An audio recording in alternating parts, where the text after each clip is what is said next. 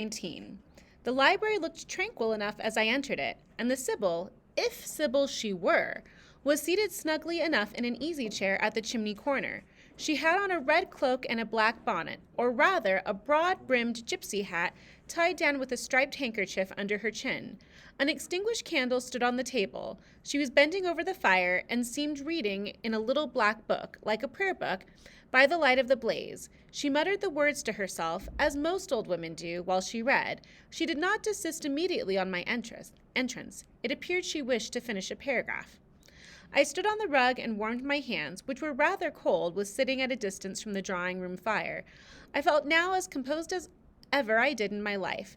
There was nothing indeed in the gypsy's appearance to trouble one's calm. She shut her book and slowly looked up. Her hat brim partially shaded her face, yet I could see, as she raised it, that it was a strange one.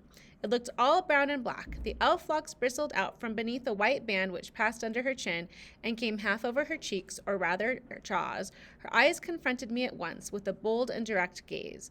"Well, and you want your fortune told?" she said, in a voice as decided as her glance, as harsh as her features. "I don't care about it, Mother. You may please yourself, but I ought to warn you, I have no faith." "It's like your impudence to say so. I expected it of you. I heard it in your step as you crossed the threshold." "Did you? You've a quick ear." "I have, and a quick eye, and a quick brain." "You need them all in your trade."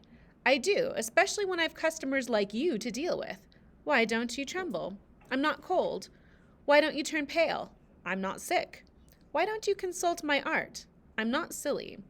The old crone nickered a laugh under her bonnet and bandage, and then she drew out a short black pipe, and lighting it, began to smoke. Having indulged a while in the sedative, she raised her bent body, took the pipe from her lips, and while gazing steadily at the fire, said very deliberately, "You are cold, you are sick, and you are silly." "Prove it," I rejoined. "I will, in few words. You are cold because you are alone. No contact strikes the fire from you that is in you. You are sick because the best of feelings, the highest and the sweetest given to man, keeps far away from you. You are silly because, suffer as you may, you will not beckon it to approach, nor will you stir one step to meet it where it waits you." She again put her short black pipe to her lips and renewed her smoking with vigor. So it's important to think if this Sibyl is correct or if this gypsy is correct, which is a non-politically correct term right now, but anyhow.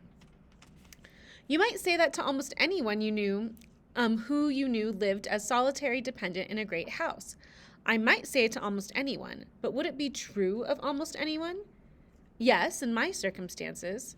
Yes, just so, in your circumstances, but find me another precisely placed as you are.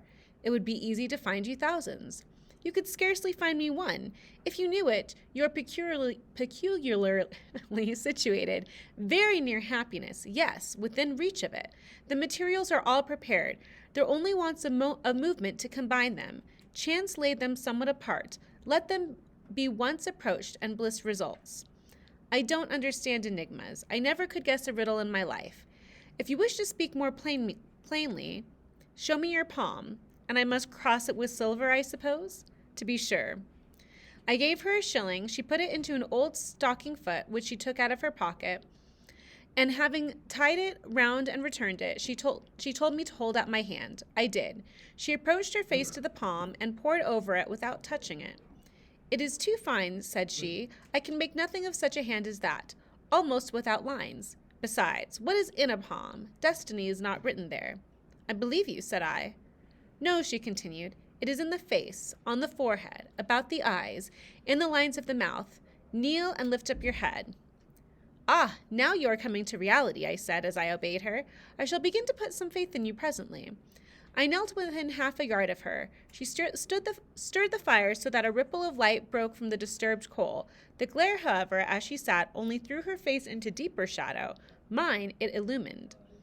"I wonder what feelings you came to me tonight," she said when she had examined me a while.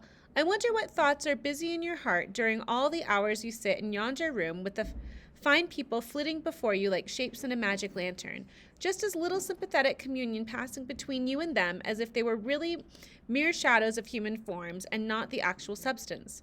I feel tired often, sleepy sometimes, but seldom sad." Then you have some secret hope to buoy you up and please you with whispers of the future? Not I. The utmost I hope is to save enough money out of my earnings to set up a school someday in a little house rented by myself. A mean nutriment for the spirit to exist on, and sitting in that window seat, you see I know your habits. You've learned them from the servants. Ah, you think yourself sharp. Well, perhaps I have. To speak truth, I've acquaintance with one of them, Mrs. Poole. I started to my feet when I heard the name. You have you? Thought I. There is diablerie in the business after all, then. Don't be alarmed, continued the strange being. She's a safe hand, is Mrs. Poole, close and quiet. Anyone may repose confidence in her. But as I was saying, sitting in that window seat, do you think of nothing but your future school? Have you no present interest in any of the company who occupy the sofas and chairs before you? Is there not one face you study, one figure whose movements you follow with at least curiosity? I like to observe all the faces and all the figures. But do you never single one from the rest? Or it may be two? I do frequently, when the gestures or looks of a pair seem telling a tale. It amuses me to watch them. What tale do you like best to hear? Oh, I have not much choice. They generally run on the same theme, courtship, and promise to end in the same catastrophe, marriage. So she considers marriage a catastrophe. And do you like that monotonous theme? Positively, I don't care about it. It is nothing to me. Nothing to you? When a lady, young and full of life and health, charming with beauty and endowed with gifts of rank and fortune, sits and smiles in the eyes of a gentleman I what? You know, and perhaps think well of? I don't know the gentleman here. I have scarcely interchanged a syllable with one of them. And as to thinking well of them, I consider some respectable and stately and middle-aged, and others young, dashing, handsome, and lively. But certainly they are all at liberty to be the recipients of whose smiles they please, without my feeling disposed to consider the transaction of any moment to me.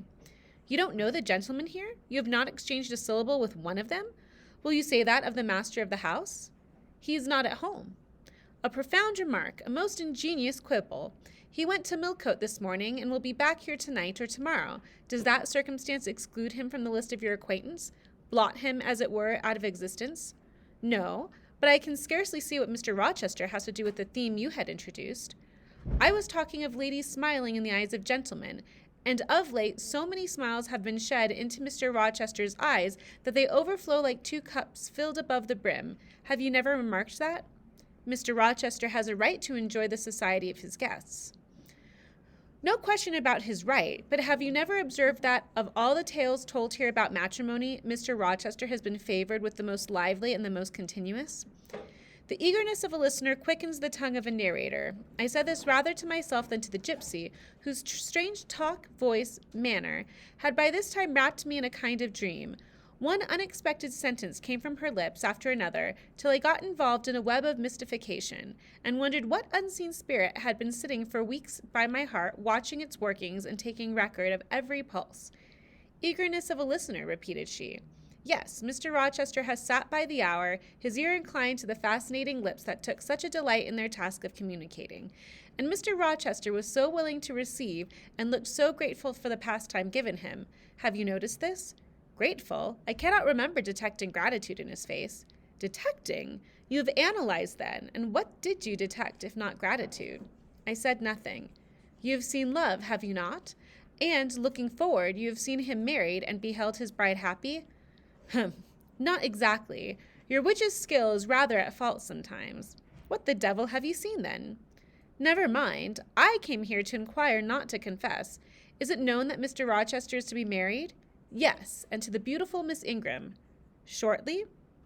Appearances would warrant that conclusion, and no doubt, though with an audacity that wants chastising out of you, you seem to question it, they will be a superlatively happy pair. He must love a handsome, noble, witty, accomplished lady, and probably she loves him, or, if not his person, at least his purse, which means Blanche at least loves the money he has. I know she considers the Rochester estate eligible to the last degree, though, God pardon me, I told her something on that point about an hour ago which made her look wondrous grave. The corners of her mouth fell half an inch. I would advise her black aviced suitor to look out. If another comes with a longer or cleaner rent roll, he's dished. But, mother, I did not come to hear Mr. Rochester's fortune. I came to hear my own, and you have told me nothing of it. Your fortune is yet doubtful. When I examined your face, one trait contradicted another. Chance has meted you a measure of happiness. That I know. I knew it before I came here this evening. She has laid it carefully on one side for you. I saw her do it. It depends on yourself to stretch out your hand and take it up. But whether you will do so is the problem I study. Kneel again on the rug. Don't keep me long. The fire scorches me. I knelt. She did not stoop towards me, but only gazed, leaning back in her chair. She began muttering. The flame flickers in the eye shines like dew. It looks soft and full of feeling. It smiles at my jargon. It is susceptible. Impression follows impression through its clear sphere. Where it ceases to smile, it is sad. An unconscious lassitude weighs on the lid.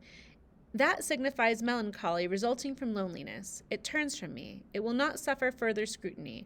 It seems to deny, by a mocking glance, the truth of the discoveries I have already made, to disown the charge both of sensibility and chagrin. Its pride and reserve only confirm me in my opinion. The eye is favorable. As to the mouth, it delights at time in laughter. It is disposed to impart all that the brain conceives, though I dare say it would be silent on much of the heart experiences. Mobile and flexible, it was never intended to be compressed in the eternal silence of solitude. It is a mouth which should speak much and smile often and have human affection for its interlocutor. That feature is too propitious.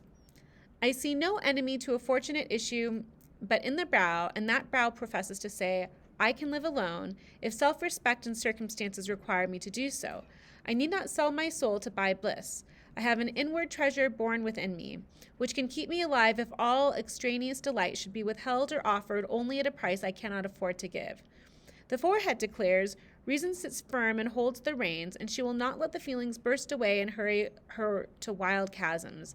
The passions may rage furiously, like true heathens as they are, and the desires may imagine all sorts of vain things, but judgment shall still have the last word in every argument, and the casting vote in every decision. Strong wind, earthquake shock, and fire may pass by, but I shall follow the guiding of that still small voice which interprets the dictates of conscience. Well said, forehead. Your declaration shall be respected.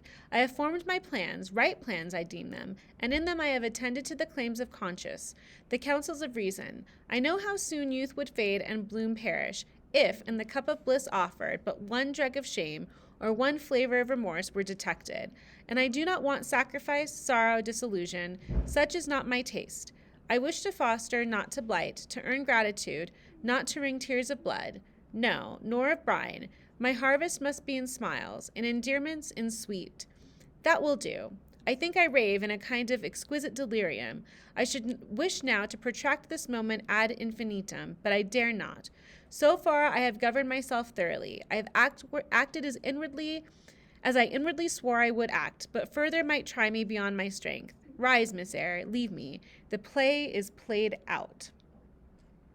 And so that is possibly something that Thackeray echoed in the final installment of Vanity Fair in 1848, and it could also be Twelfth Night or Henry IV as Bronte's sources for that quote. Okay, get excited, guys. There's a big plot twist coming. Where was I? Did I wake or sleep? Had I been dreaming? Did I dream still? The old woman's voice had changed, her accent, her gesture, and all were familiar to me as my own face in a glass, as the speech of my own tongue. I got up but did not go. I looked. I stirred the fire and I looked again, but she drew her bonnet and her bandage closer about her face and again beckoned me to depart. The flame illuminated her hand stretched out. Roused now and on the alert for discoveries, I at once noticed that hand. It was no more the withered limb of an eld than my own. It was a rounded, supple member with smooth fingers symmetrically turned. A broad ring flashed on the little finger, and stooping forward, I looked at it and saw a gem I had seen 100 times before. Again I looked at the face, which was no longer turned from me. On the contrary, the bonnet was doffed, the bandage displaced, the head advanced. Well, Jane, do you know me? Asked the familiar voice. Only take off the red cloak, sir, and then... But the string is in a knot. Help me. Break it, sir. There then, off he lendings, and Mr. Rochester stepped out of his disguise. Guys, he was dressed as a gypsy to tell fortunes. Like, he was cross-dressing to try to get information out of Jane and the other guests. Like, whoa. Drama. Get excited. I love that plot twist so much. It took me by such surprise the first time. Oh my goodness. Okay. Now, sir, what a strange idea. But well carried out, eh? Don't you think so? I mean, gosh. With the ladies you must have managed well, but not with you. You did not act the character of a gypsy with me. What character did I act? My own? No, some unaccountable one. In short, I believe you have been trying to draw me out, or in. You've been talking nonsense to make me talk nonsense. It is scarcely fair, sir. Do you forgive me, Jane? I cannot tell till I have thought it all over. If, on reflection, I find I have fallen into no great absurdity, I shall try to forgive you. But it was not right. Oh, you have been very correct, very careful, very sensible. I reflected and thought, on the whole, I had. I mean, she could have, admitted to loving Rochester, right? And she didn't, so that was good. Let's see. It was a comfort, but indeed, I had been on my guard almost from the beginning of the interview. Something of the masquerade I suspected. I knew gypsies and fortune-tellers did not express themselves as the seeming old woman had expressed herself. Besides, I had noted her feigned voice, her anxiety to conceal her features. But my mind had been running on Grace Poole, that living enigma, that mystery of mysteries, as I considered her. I had never thought of Mr. Rochester. Well, said he, what are you musing about? What does that grave smile signify? Wonder and self-congratulation, sir. I have your permission to retire now, I suppose? No, stay a moment and tell me what the people in the drawing room yonder are doing. Discussing the gypsy, I dare say. Sit down. Let me hear what they say about me. I had better not stay long, sir. It must be near 11 o'clock. Oh, are you aware, Mr. Rochester, that a stranger has arrived since you left this morning? Also, it's highly improper for her to be in a room alone with a boy or a male, right? So... they're totally breaking, proper etiquette. A stranger? No. Who can it be? I expected no one. Is he gone? No. He said he had known you long and that he could take the liberty of installing himself till you returned. The devil he did! Did he give his name? His name is Mason, sir, and he comes from the West Indies, from Spanish Town in Jamaica, I think. Mr. Rochester was standing near me. He had taken my hand as if to lead me to a chair. As I spoke, he gave my wrist a convulsive grip. The smile on his lips froze. Apparently a spasm caught his breath. Mason, the West Indies, he said, in a tone one might fancy a speaking automaton to announce its single words. Mason, the West Indies, he reiterated, and he went over the syllables 3 times, growing, in the intervals of speaking, whiter than ashes. He hardly seemed to know what he was doing. Do you feel ill, sir? I inquired. Jane, I've got a blow. I've got a blow, Jane. He staggered. Also, it's improper for him to refer to her by her first name. It's always Miss Eyre and Miss Ingram. Oh, lean on me, sir. Jane, you offered me your shoulder once before. Let me have it now. Yes, sir, yes, and my arm. Keep in mind she's so short that, her shoulder is probably, the height of a cane for him because he's much taller than she is, so it works. He sat down and made me sit beside him. Holding my hand in both his own, he chafed it, gazing on me at the same time with the most troubled and dreary look. My little friend, said he, I wish I were on a quiet island with only you. Oh my gosh. How can he not, be confessing his love right now? He only wants to be with her? Ooh. Okay. Although, she probably doesn't pay attention to that because he's, super pale right now. And trouble and danger and hideous recollections removed from me. Can I help you, sir? I'd give my life to serve you. That's also, almost confessing that she loves him, because who else would you give your life for, right? Someone you love. Jane, if aid is wanted, I'll seek it at your hands. I promise you that. Thank you, sir. Tell me what to do. I'll try at least to do it. Fetch me now, Jane, a glass of wine from the dining room. They will be at supper there. And tell me if Mason is there with them, and what he's doing. I went. I found all the party in the dining room at supper, as Mr. Rochester had said. They were not seated at the table. The supper was arranged on a sideboard. Each had taken what he chose, and they stood about here and there in groups, their plates and glasses in their hands. Everyone seemed in high glee.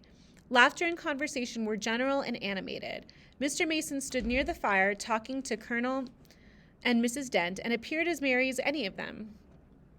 I filled a wineglass. I saw Miss Ingram watch me frowningly as I did so. She thought I was taking a liberty, I dare say, and I returned to the library. Mr. Rochester's extreme pallor had disappeared, and he looked once more firm and stern. He took the glass from my hand. "Here is to your health, ministrant spirit," he said. He swallowed the contents and returned it to me. Also, to drink wine that quickly is not usually good. Usually you sip it. So he's trying to not be completely with reality. "What are they doing, Jane?" "Laughing and talking, sir." "They don't look grave and mysterious, as if they had heard something strange?" "Not at all. They are full of jests and gaiety." "And Mason, sir? And Mason, too?" "He was laughing, too. If all these people came in a body and spat at me, what would you do, Jane?" "Turn them out of the room, sir, if I could." He half smiled. "But if I were to go to them, and they only looked at me coldly, and whispered sneeringly amongst each other, and then dropped off and left me one by one, what then? Would you go with them?" "I rather think not, sir. I should have more pleasure in staying with you." "To comfort me?" "Yes, sir, to comfort you as well as I could." "And if they laid you under a ban for adhering to me?" "I probably should know nothing about their ban, and if I did, I should care nothing about it." "Then you could dare censure for my sake?" "I could dare it for the sake of any friend who deserved my adherence, as you, I am sure, do. Go back now into the room, step quietly up to Mason, and whisper in his ear that Mr. Rochester is come and wishes to see him. Show him in here, and then leave me." "Yes, sir." I did his behest. The company all stared at me as I passed straight among them. I sought Mr. Mason, delivered the message, and preceded him from the room. I ushered him into the library, and then I went upstairs. At a late hour, after I had been in bed some time, I heard the visitors repair to their chambers. I distinguished Mr. Rochester's voice, and heard him say, "This way, Mason, this is your room." He spoke cheerfully. The gayest tones set my heart at ease. I was soon asleep.